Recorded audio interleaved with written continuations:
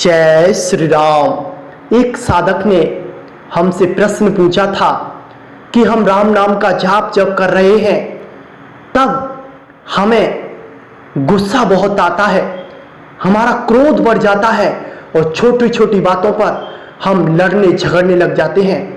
और कोई भी हमसे कुछ कहता है तो हमारे अंदर एक चिड़चिड़ापन आता है और चिड़चिड़ाहट से हम उससे बुरा भला कह देते हैं। क्या इससे हमारा भजन नष्ट हो जाएगा? हम किस तरह से अपने क्रोध पर नियंत्रण कर सकते हैं और किस प्रकार हम अपने भजन को सुरक्षित रख सकते हैं?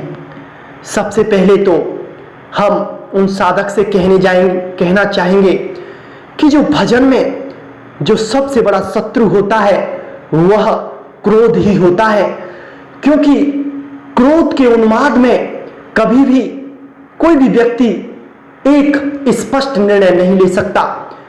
उसकी स्मृति भ्रमित हो जाती है, उसका ज्ञान लुप्त हो जाता है और वह क्रोध के उन्माद में ऐसे अनिष्ट कर बैठता है जिससे उसके आने वाले जीवन में बस उसे पछतावा के अलावा और कुछ रह नहीं जाता है।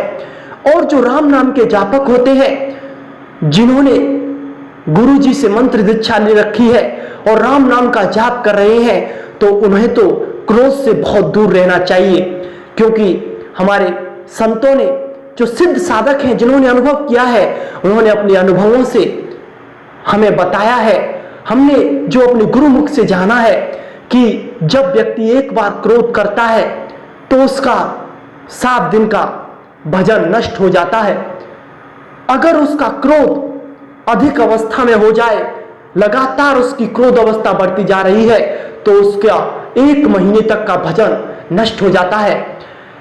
अब इस जगह पर बहुत से साधकों का यह प्रश्न होता है कि राम नाम का जाप कभी नष्ट नहीं होता, कभी भी यह समाप्त नहीं होता। तो हम उनसे कहना चाहेंगे कि हाँ, आपने जितना राम नाम का जाप कर लिया है वह कभी नष्ट नहीं होगा, वो तो आपके खाते में, आपके बैंक में जमा हो चुका है।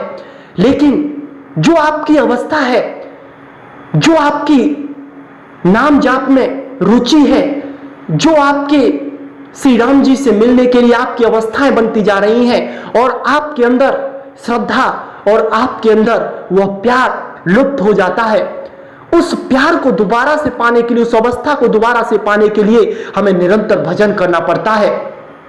जब जाकर हम उस अवस्था तक पहुंच पाते हैं।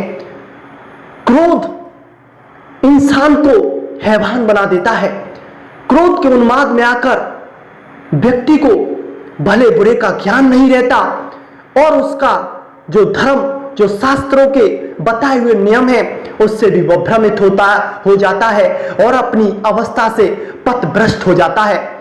जिस समय साधक को क्रोध आए, किसी भी वस्तु या स्थान या व्यक्ति, किसी पर आपको क्रोध आ रहा है, तो उस क्रोध को या तो आपको जिस अवस्था, जिस स्थान पर क्रोध आ रहा है या जिस व्यक्ति पर क्रोध आ रहा है, वहां से आप हट जाइए, उस जगह को छोड़ दीजिए, या फिर आप मौन साध लीजिए।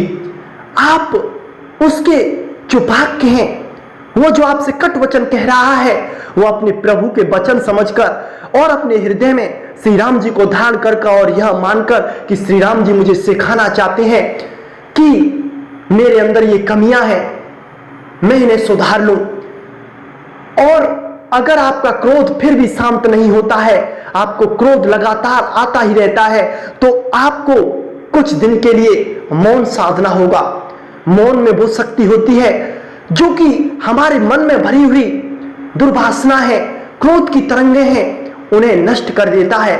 और जो असली जो मौन होता है, वह मौन का जो रूप होता है, मन का विचारों से रहित हो जाना, मौन की अवस्था कही जाती है। मौन में बहुत शक्ति है।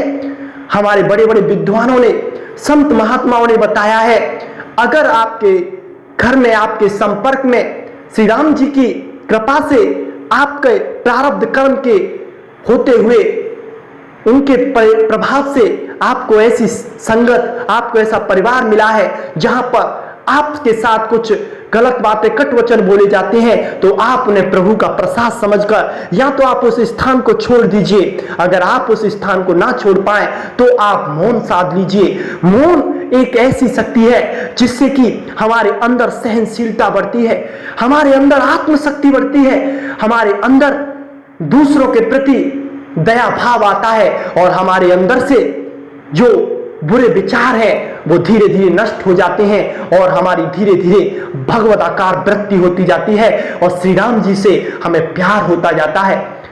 मौन की अवस्था पर जब साधक पहुंच जाता है तो उसके अंदर एक अलौकिक शक्तियां जो कि बहुत भजन से, संयम से मिलती हैं, वह अपने आप जागृत होने लग जाती हैं और मौन से उसके क्रोध का जो कारण है वो भी नष्ट हो जाता है। शेष चर्चा बाद में। जय श्री राम।